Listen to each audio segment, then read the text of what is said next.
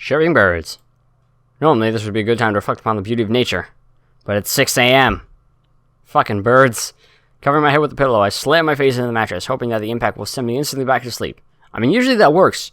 If I just wake up and I want to go back to sleep, I'm usually able to just, boop, go back out. Futile. Futile, futile, futile! I toss and turn, but sleep simply won't return to me.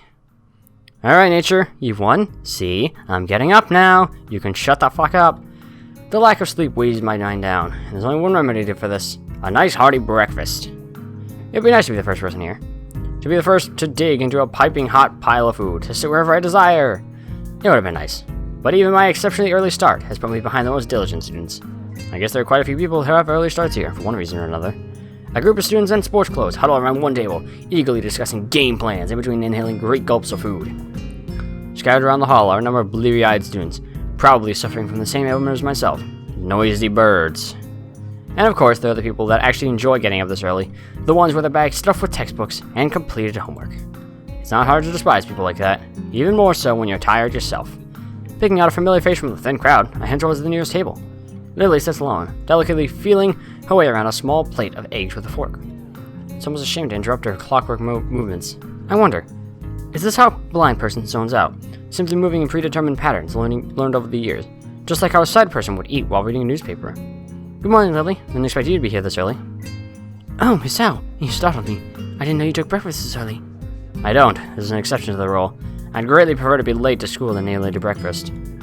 Lily gives a small sigh at my admitted tardiness as I begin eating my food. It doesn't take long for her to lapse back into her previous mindless nibbling. Each short motion lacks energy. I suppose this is similar to letting your eyes wander while performing any ordinary chore. But after a few repetitions of the find food/eat food cycle, Lily puts down her fork and dabs her lips with a napkin. Hisao, do you mind if I ask you a question? Damn, all I want is a little food and about 4 hours of sleep. Nobody says, "Can I ask you a question?" for a simple question. Sure. Do you think of Hanako as a friend? Huh? This seems like a leading question. I guess so. Why do you ask? No real reason. I do have another question, though. Why is it that you think of her as a friend? Well, this is above my level. What are you expecting from me? I'm not really sure. I guess it's because she's a little different in the way that she deals with people. Since I've known her, she hasn't really connected with anyone. She doesn't seem interested in other people, and I think people are a little scared off by her appearance. Really? I thought that kind of thing was, well, discouraged here, discriminating and such. If I were to put it one way. She furrows a brown thought, a move which makes me slightly anxious as to what she's plucking from her mind. I'd say that you're a little naive. Naive? I'd be insulted if not for the slightly cynical grin on her face. I see. While Yamaku has a stronger sense of community compared to other schools, it's far from being free of conflict. Rules cannot remove human nature, after all, only suppress it. That's something I've noticed, actually. Just little things, like how certain people in cliques avoid each other in the hallways. It's no different from my old school, really. Even Lily and Shizune could be considered bitter rivals, even though they both seem like fairly accepting people. Well, at least the Misha-tinted Shizune does. Who knows what actually goes on with her fingers and behind her glasses?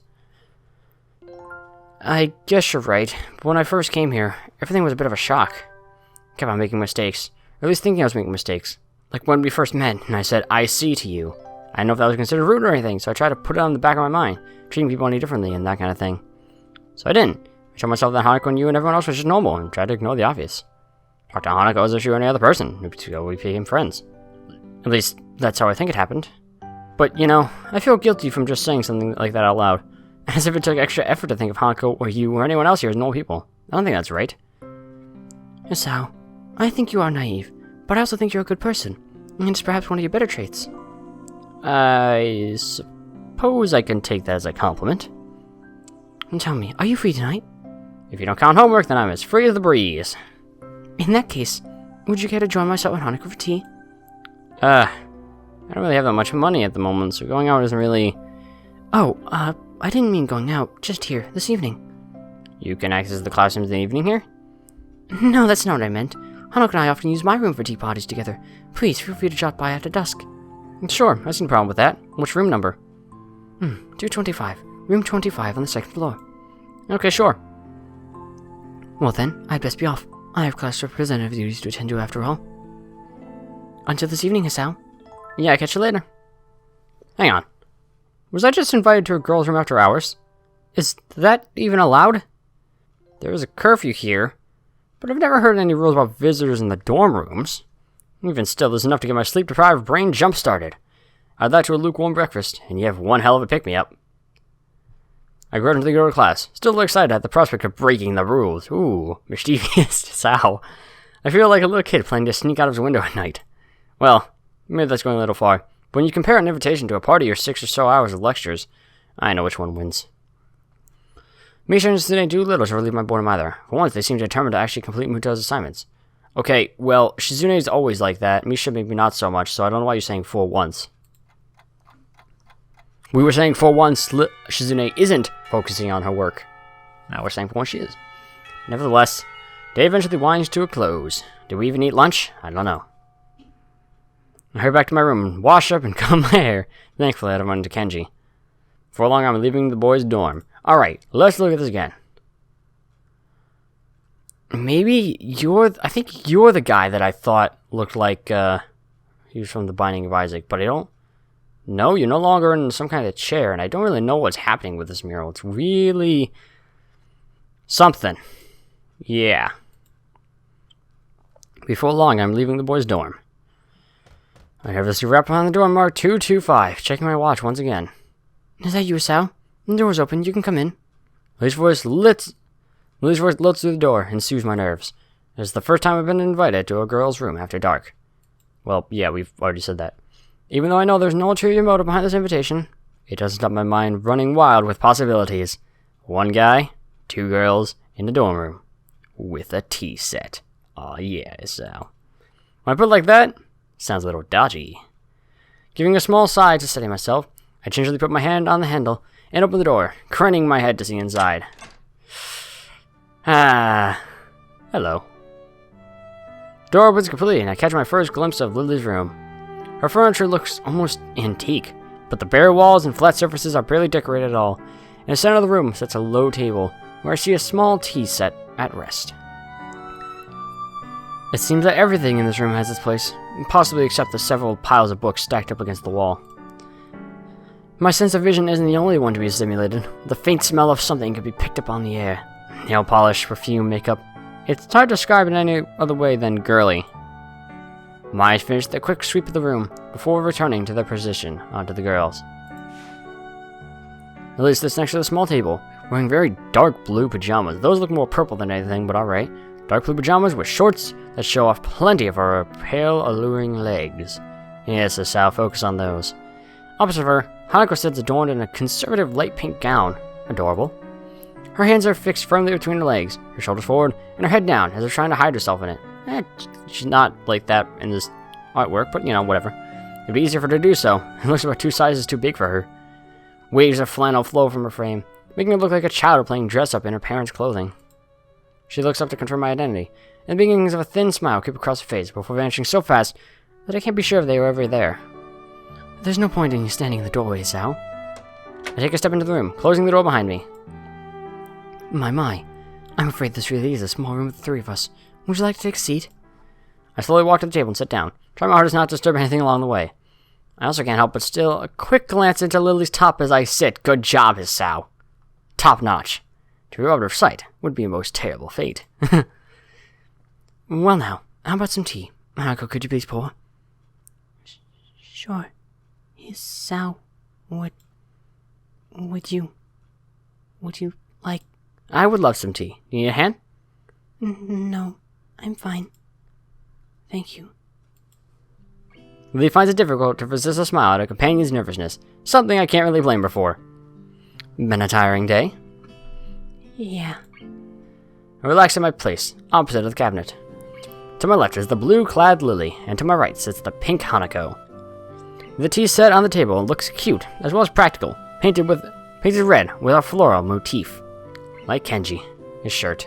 Actually, it's like, wow, that's like a combination of both his bowling shirts, isn't it? It looks odd when contrasted with Lily's plain but generally sophisticated-looking furniture, which leads me to think that Hanako might have picked it out.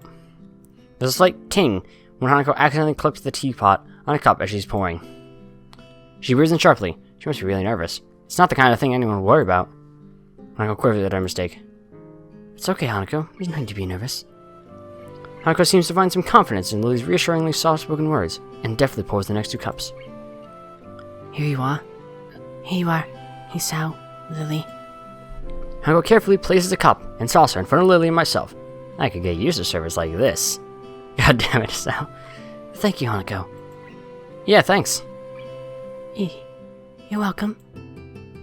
Lily searches for a cup. Upon finding it, sips delicately. I do the same. This tea tastes somewhat bitter than the tea we usually have at the school. Oh, better, not bitter. This is nice. It's so different from any tea I had before. It looks like you picked the white one, Hanako. You've done well, even if it was a bold move. Hanako's smile returns, redoubled. Even with her blighted face, her shy smile couldn't be called anything but cute. Adorable. I'm glad you like it. Hanako, finally beginning to relax, sips from her cup. I think back to my chat with Misha the other day. Is Hanako's behavior something to be concerned about, or is she just shy? And then there was Lily earlier this morning. The concern from both of them seemed to be genuine, and they know the situation better than I. But really, how could I possibly help? I'm no plastic surgeon, so I can't really help her appearance, nor am I a psychologist who can make her more sociable. So what the hell do Lily and Misha want me to do? It's frustrating. Hanako and I are quickly becoming friends on our own accord. Because of that, it's like everyone wants me to solve all their problems. I have no idea how to do that. No one can cure my heart, nor Lily's eyes, nor anyone who's here in this school. Well, I don't know so much about your heart. There are things for your eyes now, although, again, this game was made in like 2013 or so, you know, I don't really know technology back then. No one is here. As you said, plastic surgeon, you could help Hanako, theoretically, if she really wanted to, but who knows if she'd let anyone operate on, you know, her like that. However, I see no harm in becoming better friends with Hanako. Now that she's warming up to me, I kind of enjoy hanging out with her. We're bros. So, Hisao, are you enjoying yourself? These words break me out of my reverie, and I take a second to reconsider where I am. I'm in a room with 2 girls in bed clothes. This is something to be enjoyed. Yeah, it's relaxing, almost like I'm not in the school anymore. Do you do this often? Quite often, but not as often as we take tea in the school building. Considering that they do that nearly every day, that's not a big surprise. As I move to take another sip from my teacup, I find it sadly empty. Well, it's delicious. Thank you, Hanako. Lily. You're welcome. Yes, you're most welcome, Hisao. It's nice to have a third person here. Well, anytime you need someone to fill that position, I'm always available. Always. One must be sure to get that point across in these circumstances. Of course, Hisao, you always think of the best things at the right time. Lily lets loosely on, which she unsuccessfully hides with her hand. Pardon me, I think I'm a little tired. I think we're all a little tired. My, how astute we are tonight, Hanako. We really should head to bed. We all have class tomorrow. Yeah, I should go. Thank you for your presence, Hisao. Thanks. You'll come again? Not even a whole army could stop me. I'm impressed by your determination, Hisao. Oh, trust me, this scene fills me with determination. Either way, you're right, we best be going. I stand up and make for the door. Hanako gingerly steps up behind me. I stop and face her. Are you coming with me? Hanako instantly blossoms into a full blush. No, not... This room isn't... It's okay, I was only joking. Oh, okay. Good night. Good night, Hanako. Good night, Hisao. Night all. And with that, our tea party finishes. I'm still not sure what it is that Lily wants me to do for Hanako, but I don't really want to let her down. I wait until the doors close behind me before turning to Hanako. Hey, Hanako, you know you don't have to be nervous around me or anything. I mean, we're friends, right? Right. We're... friends. If you ever want to hang out or anything, just let me know. You still need to have that chess rematch, remember? Sure. But I don't think you'll win. It wouldn't be any fun if it was easy. Hanako seems to give a muted laugh, but she could just have easily been exhaling. Good night, Hisao. With that, Hanako quickly retreats into her room, located next to Lily's. Next to or across? Like, next to or across? I don't know. And technically it's still next to, just in different planes of axes and stuff, whatever. I start to walk back to my dorm, but the simple act of walking seems to drain me of my energy. I barely make it to my room before I am hit by a wave of exhaustion. I kick off my shoes, fall into bed, and fall asleep by the time my head hits the pillow. Pills, buddy? Whatever. We can miss a day, I'm sure we'll be fine. No harm done, right, Hisao? I pull my door closed, ready for another day of classes. Sleep well? Kenji's son arrival makes you jump. I nearly avoid butting heads with him. No, he's poor eyesight, but he knows where I am now. Does he still have to stand this close? No, yeah, like a baby. Damn, why do people say that? Have you ever heard a baby sleep? They scream all night, every night. Babies don't sleep well, ever. Well, there goes my restful state. I have to remember never to use figures of speeches with Kenji. Alright, I get your point. It was a figure of speech. Yeah, so whatever. Where were you last night? I had a favor to ask you, but you weren't around. For a split second, I considered telling Kenji the truth, that I was spending time with Hanako and Lily. Thankfully, that split second passes as soon as it came. I was just out, checking out the local area and stuff. You know, recon. Good man, good. I knew you had the type to plan ahead. Anyway, what's the favor you wanted? No, I was gonna get some takeout, but I needed to change. Wait, what? I gave you money last week and you still haven't paid me back. And I was starting to think you were cool. Kenji fishes around his pocket and produces his wallet. As he counts out the 400 yen he owes me, I can clearly see at least two 10,000 yen notes. Hey, what the hell? Why are you borrowing money off me when you got that much cash? Kenji hisses a little, realizing he's been had. Get off my case, man. It's bad luck to bake a big note for anything less than half his value. It's the tycoon's rule. Last night's dinner was going to cost me 7 years bad luck. 7 years! Don't you think that's enough cause to help someone out? I'd get a shorter sentence if I just stole the stuff. My common sense screams at me to say something to him, but thankfully I restrain myself. Arguing at a point like this with Kenji will just lead to further and more complicated discussions.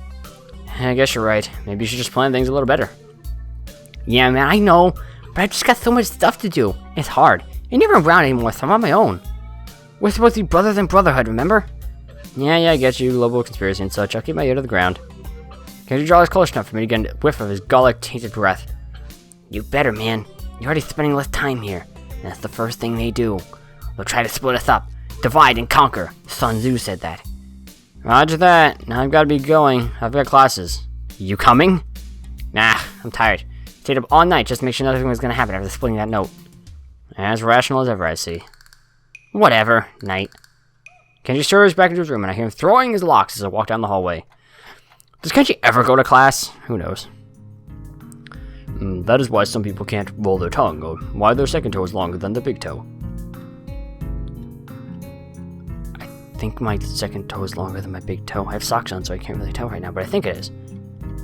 Muto beams a half-moon smile at us, obviously proud of his explanation of his recessive genes. However, no matter how impressed he is at the science that defines who we are, the classroom seems to be reduced to a stupor. Why is it that a bad explanation can make even the most interesting thing seem worthless? I can see Muto deflate as he realizes that nothing he said in the past half hour is stuck in. Whispered conversations start to break the silence, and like an avalanche, the noise level in the class starts to rise.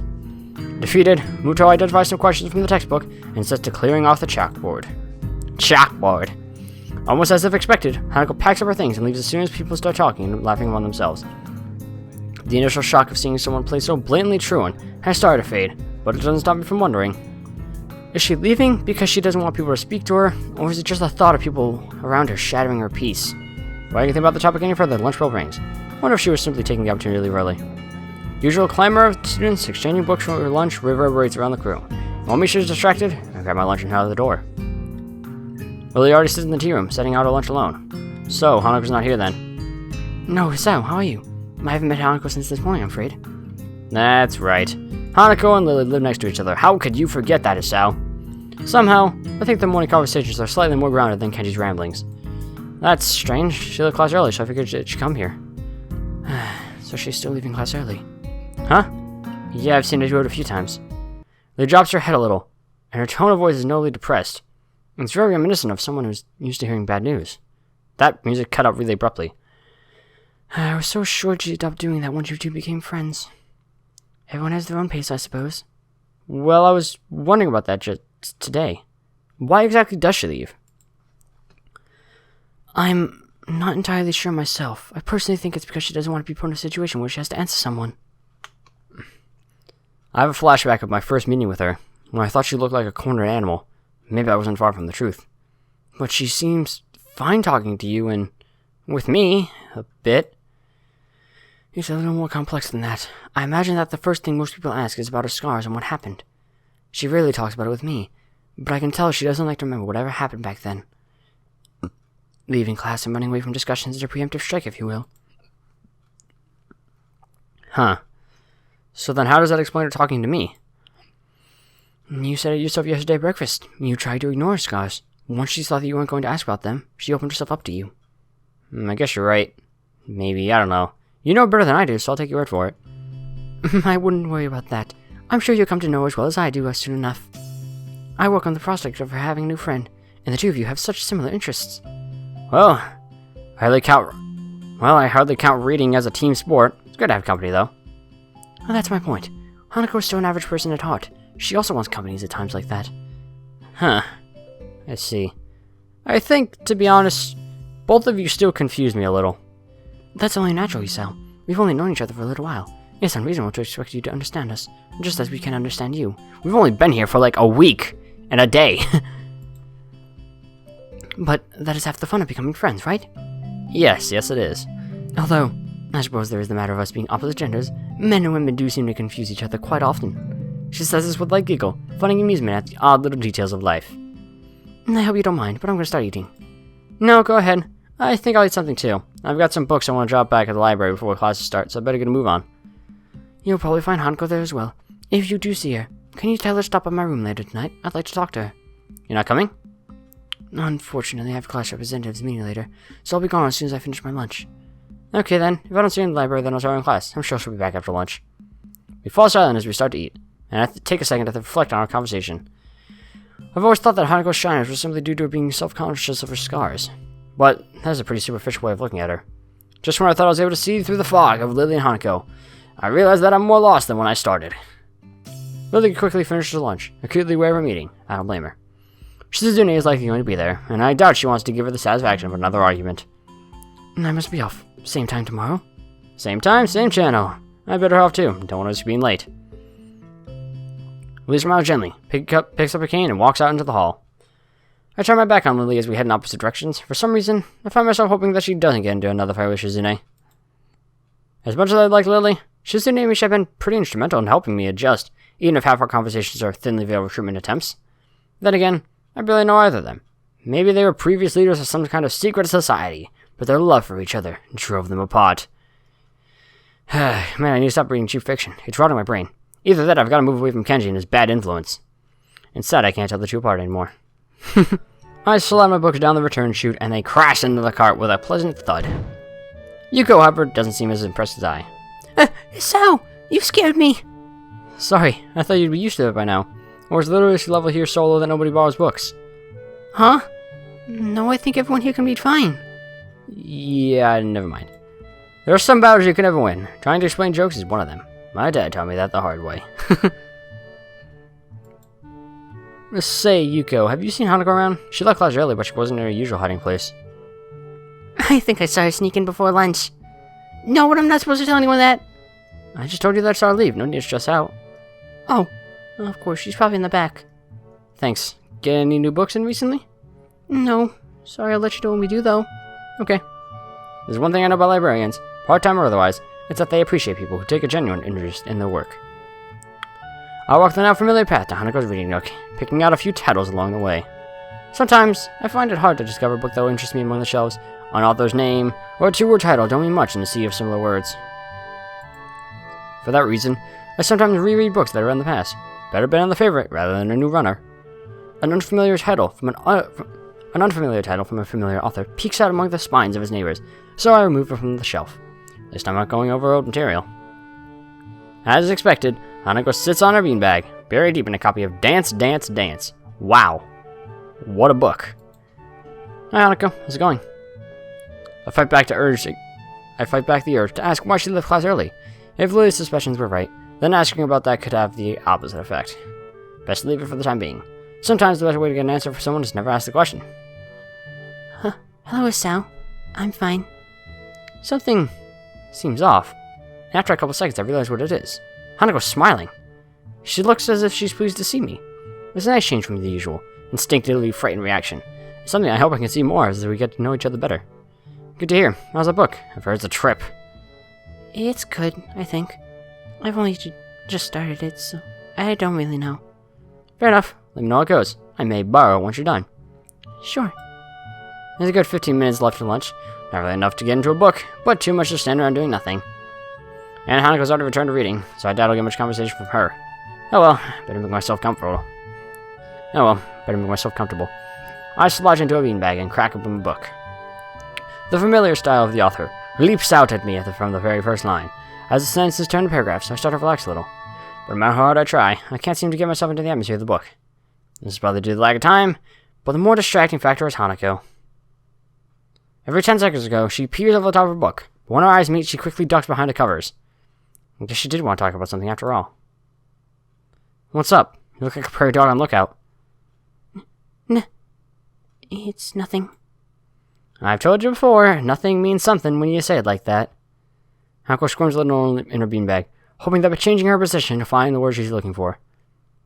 I was in an accident. Accident? Just now, are you alright?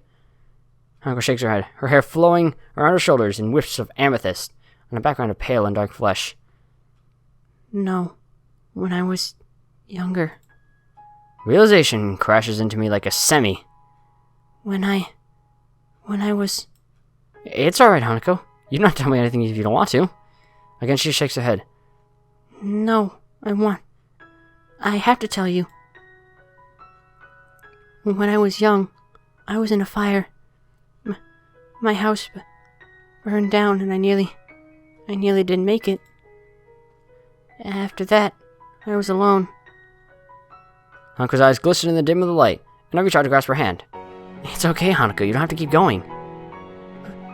But I have to. Why? What brought this on? Last night, Lily told me about your heart. And I didn't think it was fair. Fair? That I knew about you, but you didn't know about me. I squeeze Hanako's hand a little. Don't be silly. Yeah, I do have a heart condition. I lean a little closer to Hanako. What I didn't tell Lily is that I had my first attack when a girl confessed to me. I smile a little back to break the tension. Really? Really. I haven't heard from her in a while though, so I guess it's all over. I know it's all over. There's no other way to interpret what happened last time I saw her. In some ways, not having heard from her again has helped me move on from that period of my life. So now, we both know a little more about each other, but you don't have to talk about things if you don't want to. In fact, I feel a little bad even thinking about that whole incident. I can almost smell the hospital's disinfectant burning the back of my sinuses again. I imagine Hanako is going through the same thing now. When I was in the hospital, I went to the burn ward once, and only once. I was bored, so I went for a walk through all the wards. I went through oncology, and thought I could take it. When I got to the burn ward, I turned around and went back to my bed. To think that Hanako would have to spend months in a place like that, smelling nothing but corrupted skin, strong disinfected and sterilized air. The really bad cases were kept in isolated pods that no foreign objects could enter. That would have meant no reading. I would have gone insane if I didn't have my books in the hospital. And she said she was alone. Did her parents die? I'll have to ask Lily about it. I can imagine myself saying something dumb unintentionally. Thank you, Hisao. I haven't told many people about this. Hanako, not to ruin the mood, we've known each other a week. And to be honest, I haven't told many people about my, circumstances either. Then I won't tell anyone either. Deal. I change my grip on Hanako's hands to a handshake as the warning bells chime through the window. Well then, we better head back to class then, eh?